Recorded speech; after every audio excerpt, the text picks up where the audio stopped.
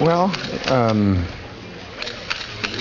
really, in any script is a sense of whether or not the characters seem to come off the page, whether time has been taken to sort of create a whole life for the characters, so that you know what might have happened before the movie took place, so you have a sense of a person, where they came from, really in their entire background, a sense that there is some kind of life other than just the topic that the movie covers, that this person sort of stands on their own, that the scenes, you have to have genuine conflict, that the dialogue has the ear of reality to it, that a writer should be careful not to try to explain too much to an audience. Let the audience, do a reasonable amount of work in understanding the characters. Don't patronize the audience.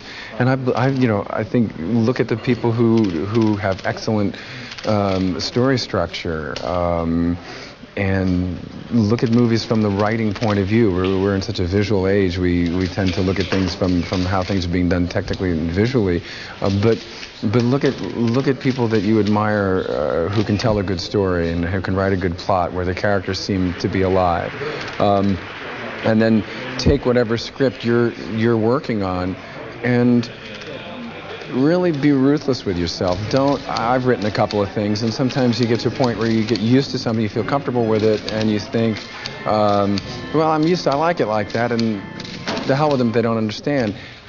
You have to be much more self-critical than that, and give the script out to other people to read, and if they don't get it, if they don't understand it, if it isn't clear, if it isn't exciting, if it isn't dramatic, if the points aren't made, all that, then you have to take people's advice. You have to be very, very willing to rewrite and to sort of be humble about your work, so that you emerge with something that can withstand the collaboration when, a director, producer, actors, editors get a hold of it. You have to be willing to acknowledge you're working in a collaborative medium. And yours is just a very strong part of a strong contribution, but it isn't the end all. So if you can withstand all of that and you still want to be a writer, then good luck. Hi, I'm Vickie Patik. I'm a screenwriter. I started writing about 10 years ago after a career as an actress in the musical theater for 10 years. And so I would say this is my second career.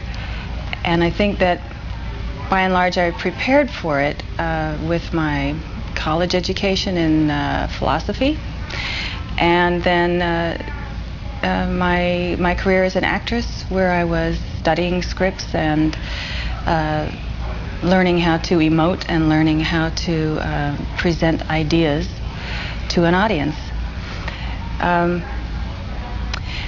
I have had some real nice success with my screenwriting. I had always aspired to be a writer when I was a kid, and when I was in high school I worked on the school newspaper, and I loved to do creative writing.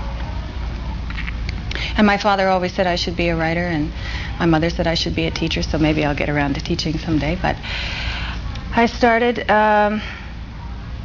with school newspaper, and I was in the debate club, and I always loved exchanging ideas with people. And now I feel that what I do as a screenwriter is present my ideas through drama to audiences. I try to reach them through their heart. And if I can present an idea and reach somebody emotionally, then I feel I have actually conveyed something that will affect a person. I feel that maybe my best preparation for writing was to live my life and to observe life very closely. I do many things that I only do because I say to myself, I am a writer, I need to know what it feels like to do this thing.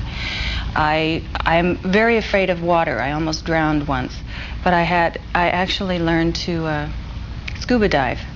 I had one lesson in a swimming pool, and then I was in the ocean 35 feet down, and scared to death. But I did it because I wanted to see what the ocean looked like from underneath it. And I do many things like that. I have experiences and meet people and do things I might never have the courage to do, only because I know this will allow me to write about it. Also, I take notes. I write notes about everything. I hear people say something in a restaurant and I write it down on a napkin, and I save the napkin. I have a little box of my favorite things I've heard people say. It's a way of helping me to study the way people talk and the way they express their ideas.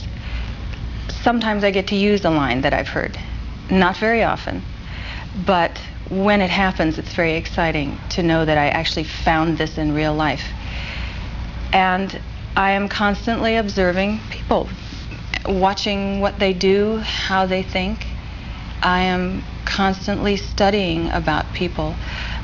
Many writers, and I think this is a good thing, read a lot of fiction to make themselves familiar with what other writers have done with the form. I have never spent much time reading fiction. I read nonfiction. Every time I pick up a book, it's to learn about some other aspect of life that I don't know anything about. And often I am writing a script about some aspect of life that I know little about, so I need to educate myself. So I'm constantly reading nonfiction. Unfortunately, I don't have a very good memory, so I forget everything about 3 months after I finish writing the script, so it's too bad. Well, in my next life, I'll have a better memory. That's what I would like. But I think the thing that a writer needs to think about is not how to get an agent and how to be a success and will I be a success or any of those questions. They will happen if they're going to happen. And if you love to write, if you love to express yourself, if you have ideas that you want to express, and if you are open, if you are open to exposing yourself, letting your feelings come out, letting your bearing yourself in a way, if you are willing to give yourself to an audience, then your writing will be very effective. You will touch people, you will reach them. And I think those are the things to worry about. Your education, what are you learning about life, what are you experiencing of life, and how willing are you to give all that away in your writing. And that's the best advice I can give.